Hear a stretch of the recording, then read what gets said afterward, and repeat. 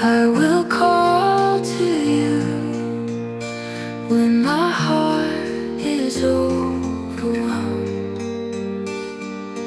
Lead me to the rock that is higher than I.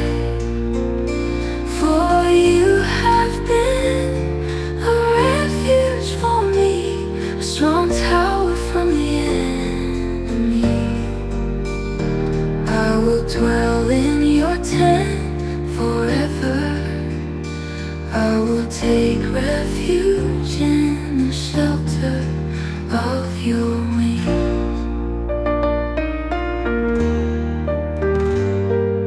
Hear my cry, God, listen to my prayer.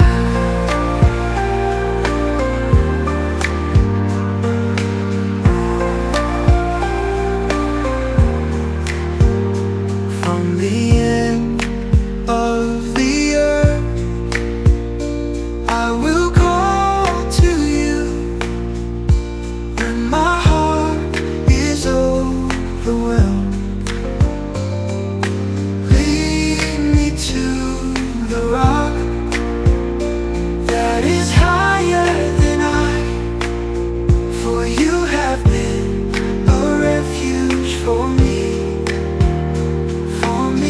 A strong tower from the enemy. I will dwell in your tent forever. I will take refuge in the shelter of your wings. My cry, God, listen to my prayer.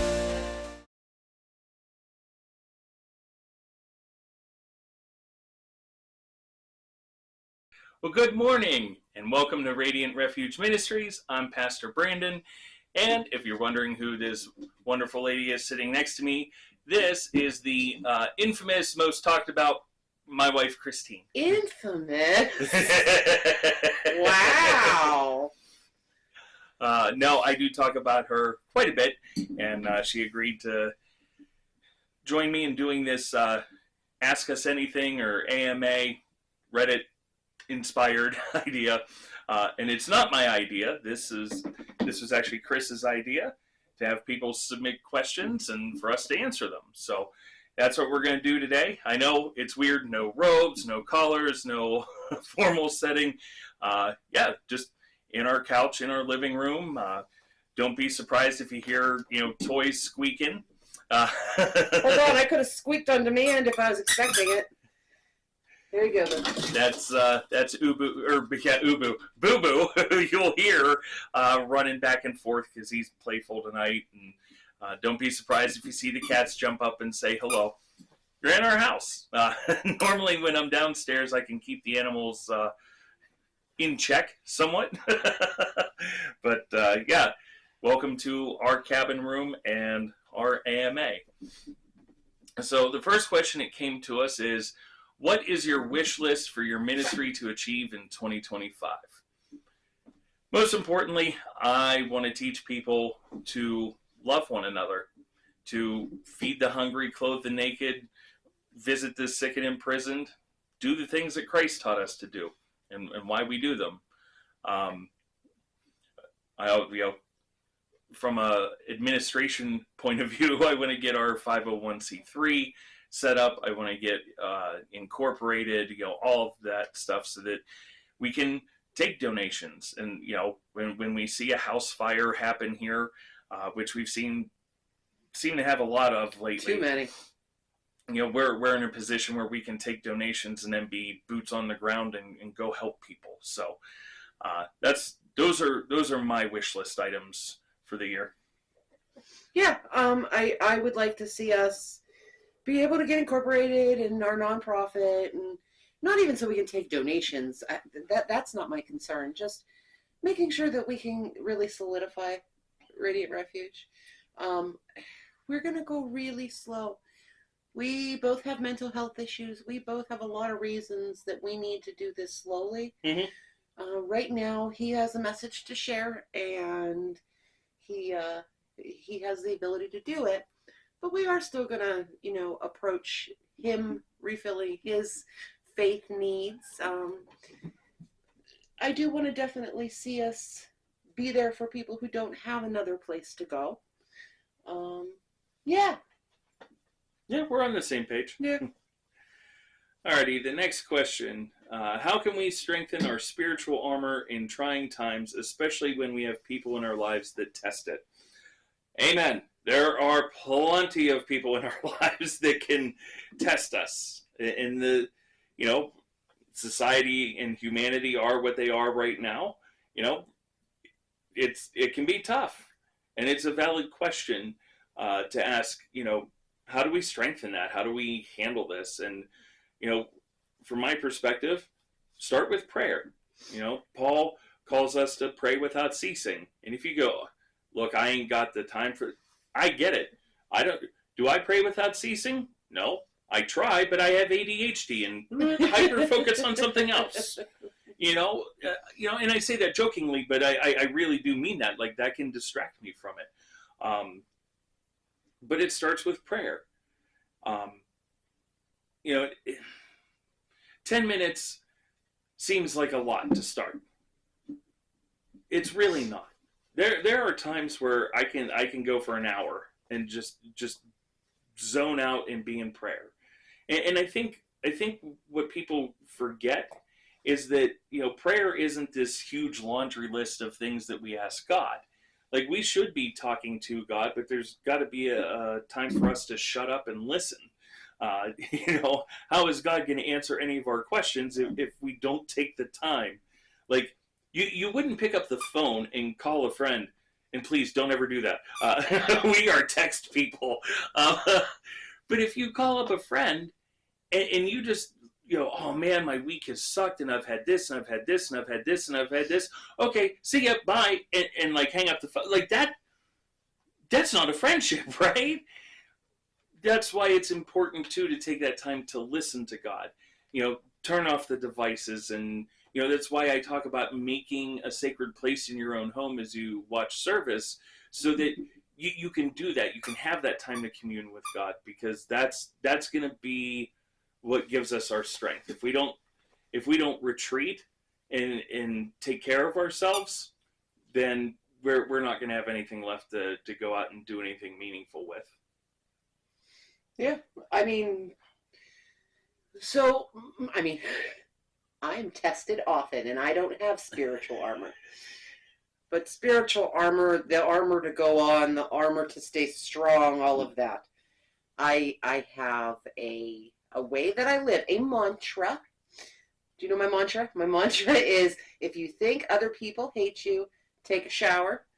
If you hate everyone, take a nap. If you hate it's the other way around. If you hate everyone, eat. If you think everyone hates you, take a shower. I give up. And if you hate you, take a nap. Nope. Completely wrong. We're going to do it one more time. If you hate you, take a shower. If you think other people hate you, take a nap. If you hate everyone, you need a snack. There we go. Oh, I messed up my own mantra. I get nervous. But in general, if that doesn't work and I'm still feeling tested and I'm still feeling on the edge, I meditate. So I still take that time. And see, that's what I like.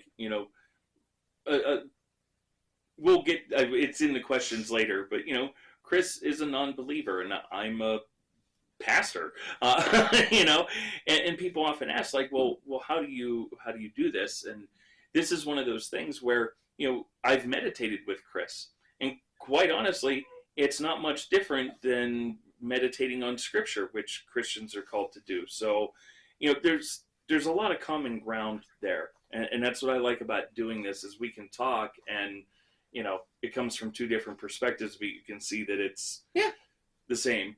And that's why we call our devotional dual lenses. This is a little bit of an inside look at that. So I'll let you ask the next one. Who was your inspiration to be part of the solution? Oh, there's a lot. He really wanted his toy. I'm sorry. Oh, Gracious. for such a tiny little dog, he's got such a big bark. He's like a little 8-pounder. But no, there's a lot of inspiration into being part of the solution. My grandparents, both of them, very, very devout Catholic, but they lived it out. They did a lot of good for other people. Even when Grammy got into her dementia and was sending substantial amounts of money to charities, much to Papa's dismay, it was still because her heart was she wanted to help other people. Even as an adult, my friend Jerry, who I miss very, very dearly, and he was a big part in showing me how to be a pastor and how to work, for others to be, for justice and loving other people and caring. Even in the United Methodist Church, Bishop Cynthia and D.S. Dawn, I miss them both terribly, but they were huge influences on how I dealt with racial injustice. But yeah, there's been a lot of people to inspire me to be part of this solution. How about you? I mean, I like being a good person. Smokey the Bear encouraged me to prevent forest fires. But otherwise, I just live the golden rule. I just hated how when he said it, only you. Well, wait, only me? I'm not ready for that responsibility, Smokey. I'm like 5. I'm sorry. But no, you were saying, Well, I've always believed in the golden rule. I was raised in the United Methodist Church. I was raised by people who had very good moral values. So my upbringing told me to be good to people. Right. Let's scroll down here. What is the hardest topic or message for a pastor to get across? Honestly, I think it is the message of accepting people that aren't like you. That pushes people's buttons. As humans, we kind of default to looking for things that are similar to us. Not that that's right. That's it happens, and I think when you push that button too hard, people really, really have a hard time with it, and it's a shame because there's people come in all kinds of shapes, sizes, colors, whatever. It's like buying a variety pack of tea. You never know what you're gonna get. Yeah. If you're wondering why we mentioned tea, I've got hot tea. What did you make in this one? Earl Grey. Ooh, I like this. I have hot tea, but it only has 1 ice cube, and it's too hot to drink. We love hot tea. Yeah, just love hot tea. But yeah, as far as topic or message, it's accepting people that people disagree with. It's the love your enemies and pray for them. It's one of the hardest messages to preach. Why? Why is love people so hard? If I had the answer to that question, what is the benefit of not? It feels like the people who don't have their own version of what your religion is. Yeah, that's the hard part. Go ahead and take the next one. Okie dokie. Do you ever feel like there's too much for you to bear as a pastor? Yes. No shame in admitting that. And it comes in different forms. Christmas, the Holy Week, and Easter. Yeah, that will put any pastor in a place of feeling, oh, this might be too much. Some of it is grief. Losing parishioners, losing family members. It takes a toll when you're doing those funerals. Especially when it's people that you are very close to and love very much. Those are tough. But for the most part, the thing that really will drag me down is death, and I'm very sensitive to it. I'm a little out there in how my brain works. Yeah, being on the spectrum, that'll do it. But when I see those things, there was just a school shooting in Tennessee, and my heart just broke because all I could think of is how many of those parents aren't going to see their kids now. They're going to the school to pick them up and make sure they're safe, and I can't imagine the heartbreak and the grief, or any kind of tragic death. The folks that have died out in California because of the wildfires, that. I don't know. It's my compassion and empathy going to overload for those, and it does sometimes feel like too much. I'm gonna push back a little bit. That's okay. It's not in it. So there's that God does not give you more than you can bear. That's not in the Bible, right? That is not. Okay, but it is a pretty common belief. I wish it wasn't. You do believe, though, that God has a path for you and a mission for you and all of that. Yes. So I would argue that you have not been given too much more than you can bear. You're still here and you're still doing it. Thank you. I am. But there are times where it does make me question, holy crow. Yeah. It's a lot. Yeah, I understand that. Alrighty. What does being a pastor mean to you? For me, it means being a leader of a community and organizing people to do meaningful things in the community. And not just, a person who sits back and gives marching orders, but a person who says, okay, this is what we're going to do. And everybody, including me, is out doing it. Yeah, I have a little bit of the vision and, can give direction, but I'm also doing the work. That's what a pastor should be. Yeah, and I think it was on this question we've talked about before. Being a pastor doesn't mean you're the top dog. Being pastor is something that you do alongside people who have other callings. Yeah. So, yeah, I agree. And that part is true. It is a calling, but just some people are called to work in construction. Some people are called to be engineers. Well, yeah, but even within the church, there's a lot of people that believe in the spiritual gifts. So just because you have a pastor gift doesn't mean that somebody that has a different gift is any less. Exactly.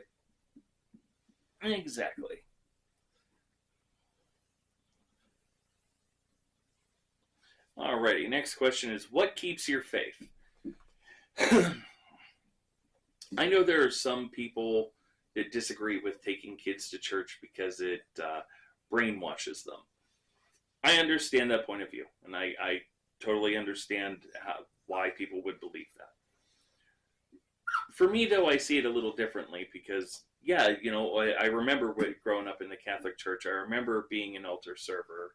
I remember my grandma telling me when I was 5 that I grew up to be a Catholic priest. Excuse me, sir. We're recording a video, young man. There. Yes, we do talk to our animals. What's weird is I think they actually understand us. But, those things that added, to our faith, and don't mind our cats. They're just being Walter and themselves. Macy it's their playtime. Those two. But yeah, having that when I was younger definitely plays a big part in this. But when I was 18 and left home, I was like, the heck with God. I'm not going to church. This is all BS. Almost had that Bruce Almighty moment, smite me, almighty smiter. But, when I met my first wife, like she wanted me to go to church, and I did, and because of that, it led me to meeting Pastor Bill Baker, my buddy Jerry, being in the United Methodist Church. Like all of that came about even after I stepped away. And the stuff that I've seen, and I know that God is real, then yeah, that's how I keep my faith. I don't have any. I wasn't able to hang on to it. I checked the lost and found.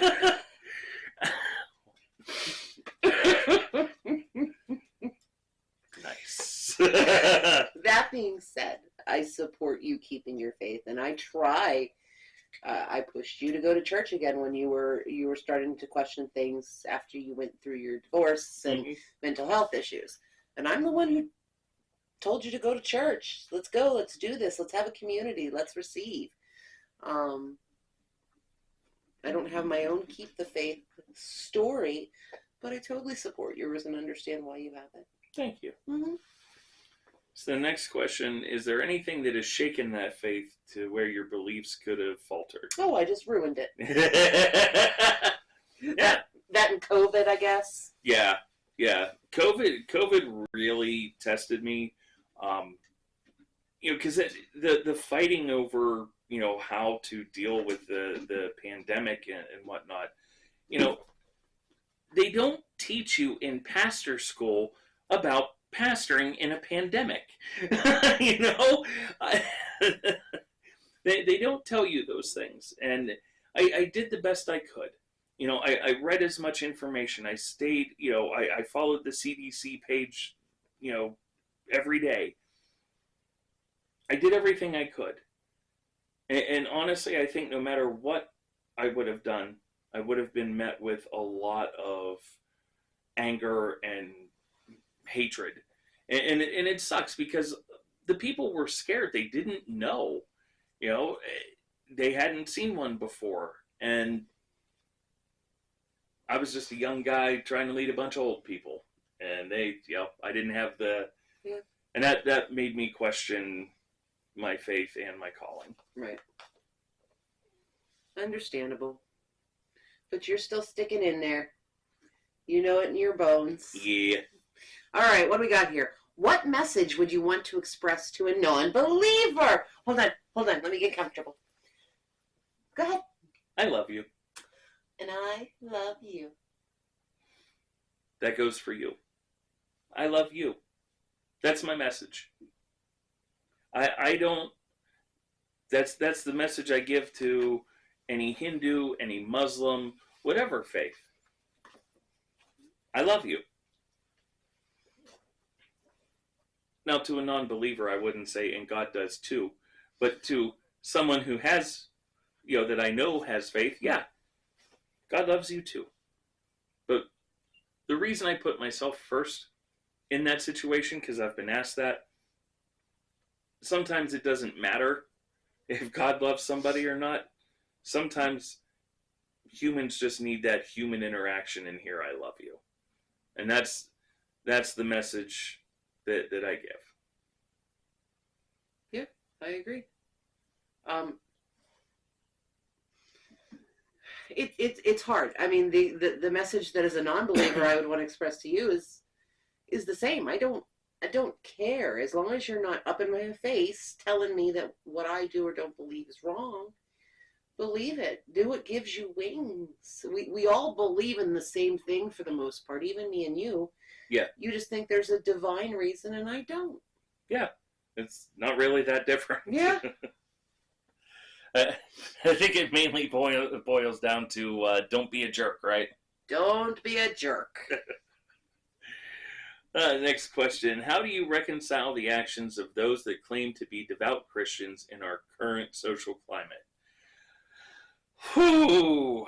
That is a really good question. And I'm going to say this in a joking kind of way, but it really isn't. There is a canon Jesus and there is a fanfic Jesus.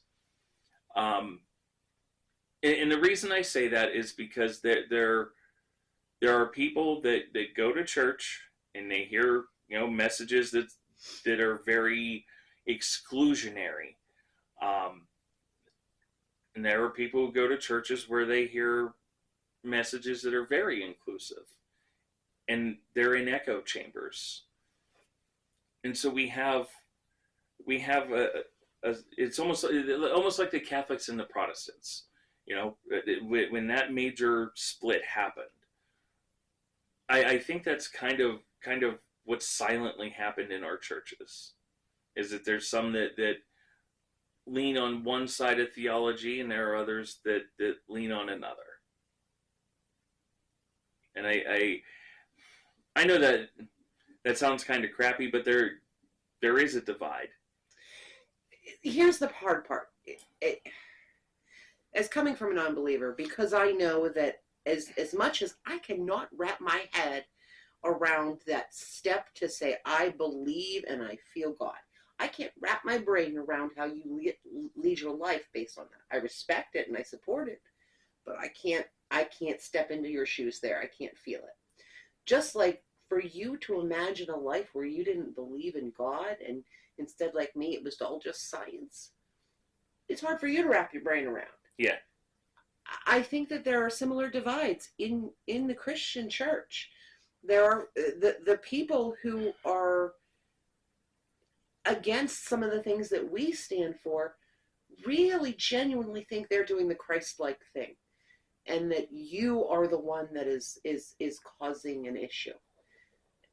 And I think that how many centuries have wars been battled over religion? Conquistadors, Inquisition, the Crusades. Right? I think that is always going to be an issue. You can't reconcile their actions. You can't be in their shoes. What you can say is that the way that you know and love God is this way, in my opinion. Yeah. And just to clarify, like, we are fully inclusive. There come, I don't care what religious background, whatever. You are welcome here. And I know there are some people that be really upset that I'm welcoming people into my church, and that's okay. I welcome Jesus too, because I'm pretty sure in a lot of churches they wouldn't let him in.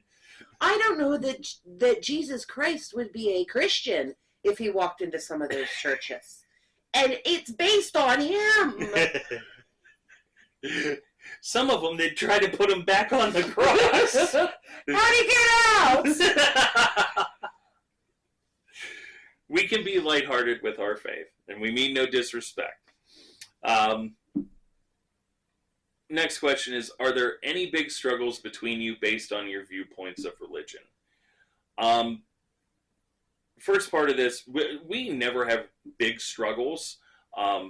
If they do, it's definitely not about church and faith. And quite honestly, we really don't. Now, do we talk about things, that come up as we see news and whatnot, and, do we have differing opinions? Yeah. I'm a pastor. She's an unbeliever. We're the Donnie and Marie. A little bit country and a little bit rock and roll. I wish you'd stop saying Donnie and Marie on video. Nobody knows who they are anymore unless they're at least our age. Fair. Kids, look up Donnie and Marie Osmond. I'm a little bit country. I'm a little bit rock and roll. The point is that much like that song, we're a little bit of everything. Jacks of all trades.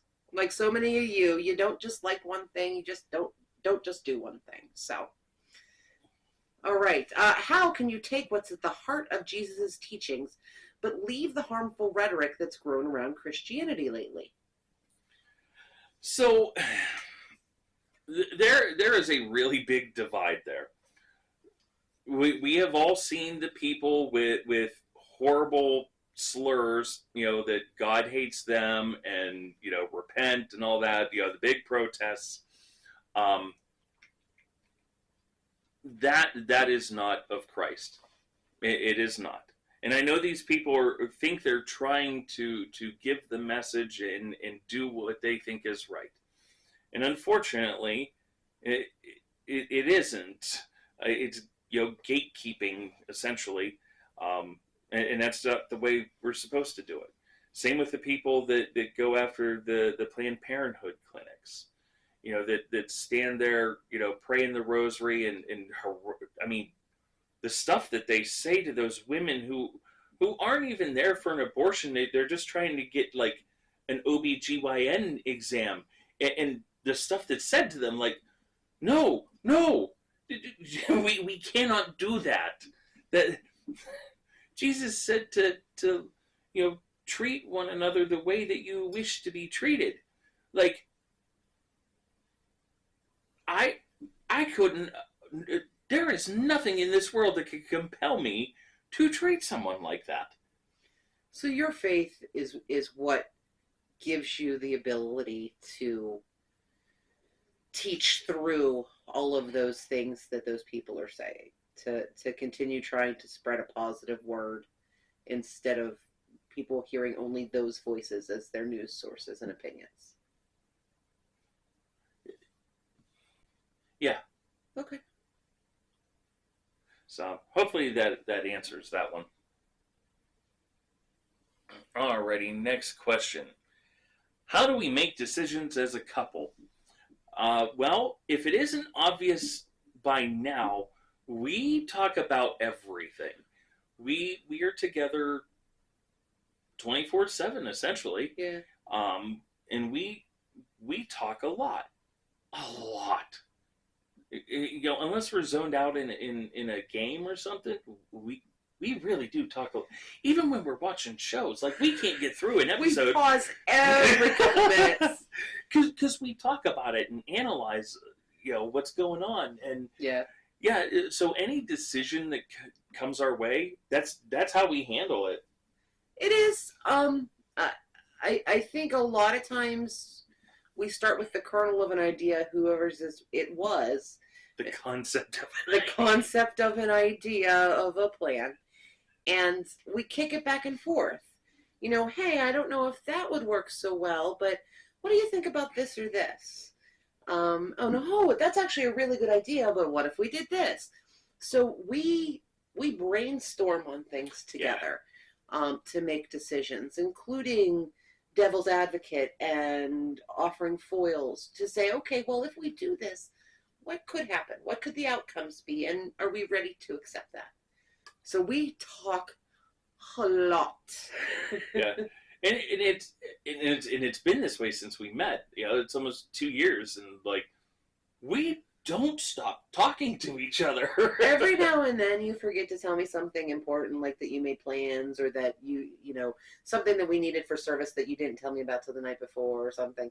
And that's just a pastor's wife job. I understand that. But I try not to do that. But sometimes you forget to tell me things, and you're mortified when you realize that you had thought it and not said it out loud.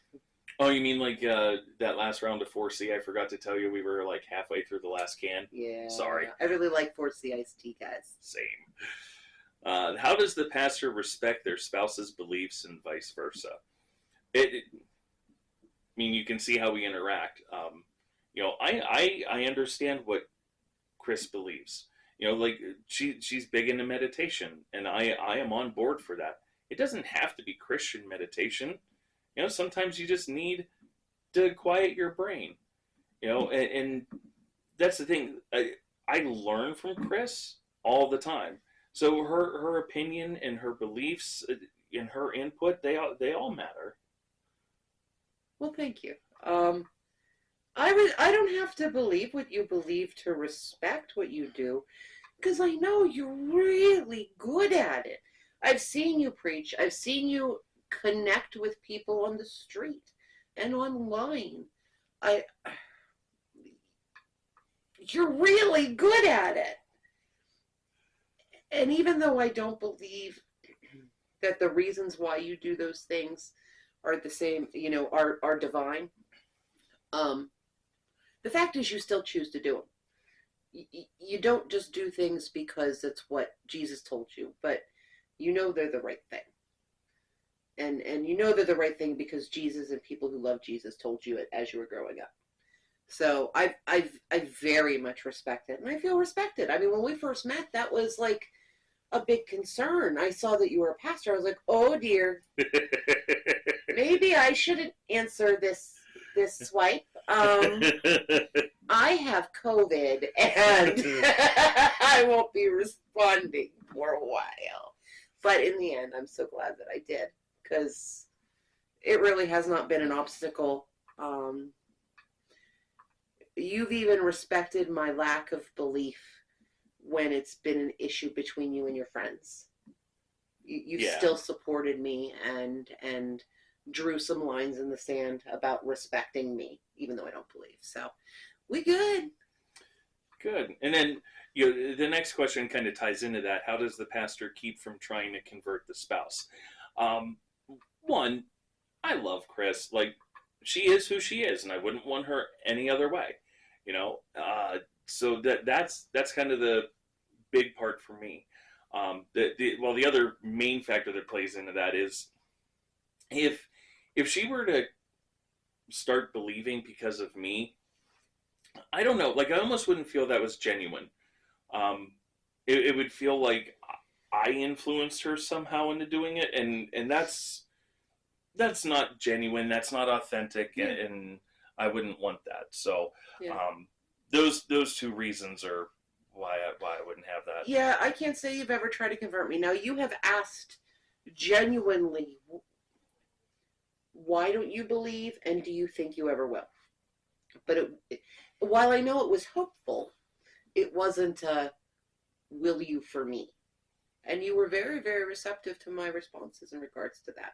I mean, that was more of trying to get to know you. Like, what would it take for you to believe? You know, not that I want to do it, but what does that what is that like for you? You know? And you ask those questions of me all the time. Oh yeah, why do you believe even though this happens, or how can you reconcile this thing? Very much like some of the questions we got today. Yeah, I do struggle with it sometimes, but I think that we respect it, and I don't expect you to change. Same. Cool. So I hope those answered your questions, and thank you to everyone who submitted them. We didn't want to give anything away, just wanted, because we didn't ask either. So we want to protect your privacy. Yeah. So for those who asked, thank you so much for sending in your questions. We really appreciate it, and we hope we gave you really good answers. If not, please reach out to us. We're happy to explain anything that you might need. Mm-hmm. If you enjoyed this, the like and subscribe, that would be fantastic. That helps us get our message out. And I know a pastor asking for it is weird, but this is the easiest evangelism you can do, is just hit the share button. If you think there's somebody that would really appreciate hearing this, and you might want to show it to them, share the link with them. That's real easy to do. We also write our daily devotionals, Dual Lenses. And now that you've seen us, now you know why we call it Dual Lenses. Mine are at like a +4, and hers. We view morality and life through two different lenses. Yeesh. Yeah, don't worry. She does that yeesh more than once a day. But hey, if you guys want to see anything different from that, you let us know. Please reach out to us. You'll find that I write a little bit less than daily. That's just my imposter syndrome, wondering if anybody really cares about hearing from a devotional from an atheist.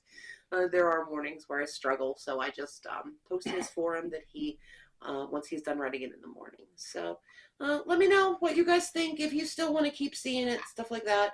Let us know if you want to see more like this, more us being ourselves, more us sitting in t-shirts on our couch instead of robes and formality. I think that the beauty of Brandon and why he's so effective is that he has a real ability to connect with people on a very casual and informal and in a way that you can really believe that he means it. So we like to mix up our atmospheres and how we look and stuff for you guys. But tell us what you like. Tell us what you're looking for in a ministry. Behind every great pastor is a fantastic spouse who does stuff in the background and always speaks very highly of them. So I'm very blessed. Pastor's wife's job. Exactly. It pays well. Don't forget our Wednesday evening Bible studies. This past week, we started into Revelation, which was fantastic. We went through the first chapter, and we're about ready to move on to the letters to the 7 churches, which is a fantastic set of passages. When I anytime I'm thinking about church like structure, I go right there. That's my advice for how to do things right. So I'm looking forward to talking about that this week. And if you want to join in, just let us know. We'll send you the link for Teams, and it's online. I showed the scripture. You don't even have to bring a Bible. We make it easy. Yeah, we make it very easy. Screen shares on Teams. I think eventually you'd like to do it on Discord or something for a larger group. Yeah. But just because for security reasons and trolls and all of that, we don't want to have anything too open just to start. But please don't be afraid to join, regardless of your religion, your beliefs, your comfortability talking to people. We'd rather you be there and not talk than not be there at all. I know I can get very scared and very nervous in groups. There is a lot of good conversation. As most of you know, our microphone isn't great, so you'll often hear me hollering things from across the room that he then needs to translate to the group so that I can participate. And I do participate, regardless of my beliefs. So we'd love to see you. Please reach out if you want to join. Next. Well, I think that was it. That's it. That is it. Thank you guys for joining us. We appreciate it. We will see you February 9th. Bye, guys. God bless you. Listening close as the silence speaks out loud.